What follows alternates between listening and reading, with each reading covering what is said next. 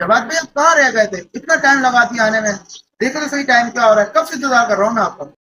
بھائی میں آپ ہی کی طرف آ رہا تھا، لیکن پھر مجھے عبد البارک بھائی کے پتا چلا کہ ان کے گھر کے کچھ حالات صحیح نہیں ہیں، تو میں نے سوچا ان کی کچھ مدد ہی کر دوں. میں نے ان کے گھر پہ راشن وغیرہ ڈلوا دی ہے اور کچھ پیسوں کے ذریعے ان کی مدد کر دی ہے.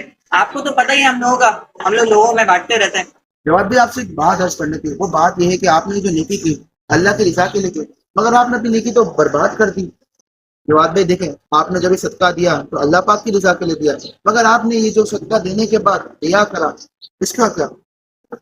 اور دوسری بات یہ، آپ کو جب کسی مسلمان کے عیبوں کے بارے میں پتا چلا تو آپ کا حق یہ تھا کہ آپ اس مسلمان کی عیب کی پردہ پوشی کر دیں. حالانکہ آپ نے کیا کیا؟ آپ نے آ کے مجھے بتایا.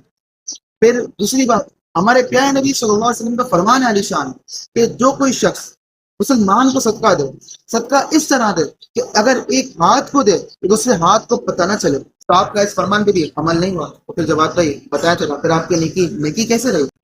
بھائی یہ بات ہمارے درمیانی جو ہے، یہ بات پتہ کس کو چلی ہے؟ آپ نے بلا وجہ مجھے اتنا لمبا لیکچر دے دیا.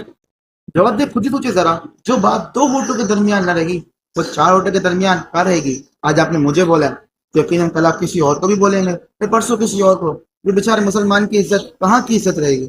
سوچے ذرا، اگر اس جگہ پر آپ کا کوئی بھائی ہوتا یا آپ کا کوئی اور قریبی دوست ہوتا تو کیا آپ ایسا کرتے؟ ذرا سوچ کے مجھے اور غور کر کے ضرور بتائیے. جی رافع بھائی، آپ نے مجھے بہت اچھا میسج دیا. اگر یہاں میرا کوئی اپنا ہوتا تو میں اس کی مدد چھپ کے کرتا اور کسی کو بتاتا نہیں. میں کوشش کروں گا کہ آئندہ سے اپنے دوسرے بھائیوں کی عزتوں کا خیال رکھوں گا.